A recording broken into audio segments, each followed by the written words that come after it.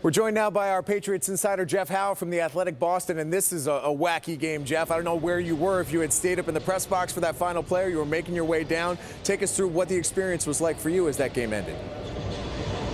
Yeah, I was up in the press box, which is right behind the end zone where Drake scored the game-winning touchdown. It was crazy. I mean, every now and then, you got these press boxes in the road venues, and you got some fans filter in, sometimes members of the team staff are sitting in there, and I couldn't see who was on the other side of the wall.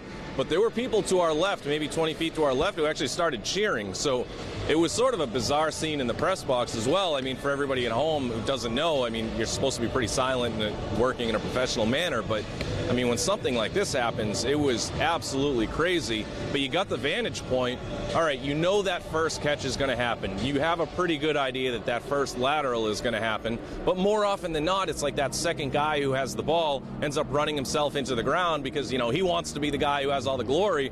But, you know, you break a couple tackles. J.C. Jackson, John Jones weren't able to bring down the ball carrier. Drake gets to the sideline and then cuts it back. And there was number 62 on the Dolphins had that big block on Patrick Chung and knocked him out of it. And then it basically just became, all right, can any of the safeties track him down, Drake down from behind? That wasn't going to happen. So it was Gronk and Drake.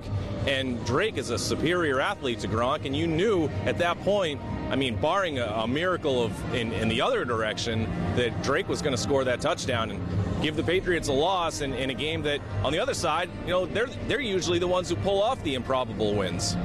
Yeah, it was wild. So we can critique Gronk on the field, we can critique the lack of tackling on that final play, but I really want to hop into the missed opportunities. And I was a bit stunned to hear Brady say that he just lost it mentally at the end of the first half. When you think about how they blew that, he took the sack on third down, and it cost him 3 points. Very out of character for him. What's your take on that? That was an absolute stunner. I mean, it had me thinking back to, I think it was a Baltimore game about 5 years ago. I couldn't find the exact date of it, but similar situation right before the half. Brady didn't like what he saw, and he rifled a ball through the end zone for an incompletion, but the officials ended up calling him for grounding and wiped off the final few seconds, and the Patriots weren't able to kick a field goal. So similar type of situation here where Brady had no idea that they were out of timeouts, and he was looking for a couple crossers, and those routes, as you know, take a little longer to develop. By the time those started to develop, the rush is getting in on him. Brady tried to break out of the play. I mean, there were a couple opportunities where maybe he could have gotten rid of the ball. I mean, who knows, maybe you get hit from behind and the ball comes loose or whatever, but at that point, you're thinking, okay, why is there not an incompletion here? Why are you not stopping the clock? And Brady came out and admitted it right afterward. He didn't know how many timeouts they had, and it cost him the 3 points. You look at that, you look at the missed extra point from Gostowski, a missed 42-yard field goal from Gostowski. Both of those are in the same side of the field. Both were pushed to the right. I'm not making excuses for him, but there were issues with the grass in this game, so I'm wondering if that had something to do with it, or if it was just a complete case of lack of execution.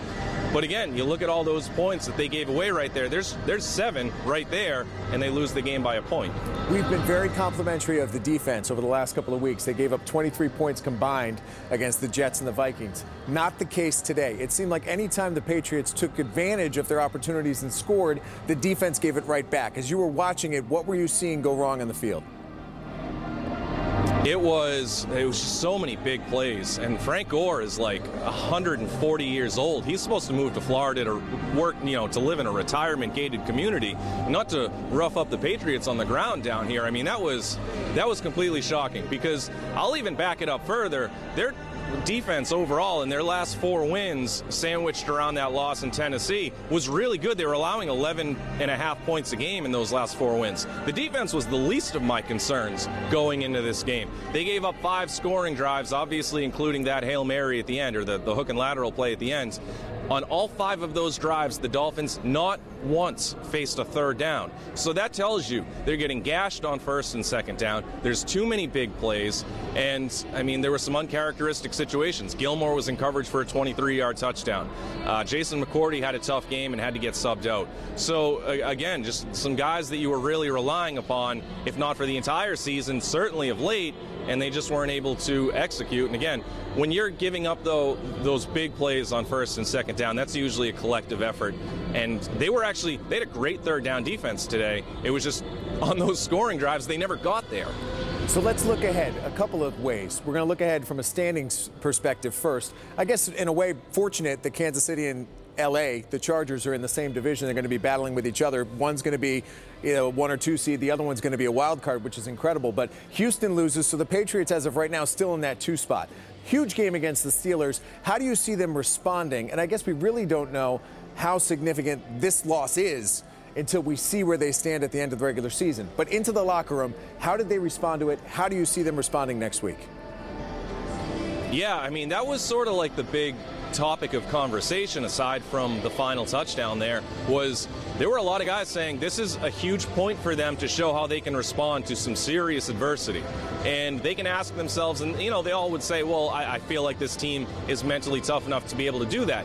And to their credit, coming off of those 3 double-digit losses on the road this season when they looked awful in each of those performances, they had responded mentally well. They did have that character, so I believe they can respond to something like this. It's just, this is such a unique way for any team to lose, let alone the Patriots. So that will be an unknown element as the Patriots get through this week. I mean, again, I'm going to give them the benefit of the doubt that they're going to be able to really pick it up. And they're fortunate, I think, in my opinion, that they have a quality opponent in a tough venue like Pittsburgh with a lot on the line. So it's going to be a good way for them to be able to really collectively get and keep their attention throughout the week to go out and play a good game. And then you look at, all right, how can they go out and start stronger and sort of set the tone next week in Pittsburgh? That's on the offense. So I think if you are going to take away something positive from this game, I know how difficult that is to do in the immediate aftermath of such a crushing defeat, but Brady, Gronk, and Edelman all played terrific for the large portion of the game. So that was sort of the reason why they were having those slower starts in Jacksonville, Detroit, and Tennessee. The offense wasn't clicking. The Pittsburgh defense is vulnerable. If the Brady can take the ball early in that game, they can go out and sort of set the tone, and then, all right, you know what, good week of practice, start to feel good about themselves if they can have an early touchdown drive, and then all of a sudden, that's how you put a game like this into the back of their minds. As always, you make some great points. That's Jeff Howe, our Patriots insider. Listen, Jeff, like most people, I was writing my headline. Patriots improve to 10-3, clinch the division. And today, just another reminder, you can't do that until that game is over. Thanks, as always, for the great insight. All right, thank you.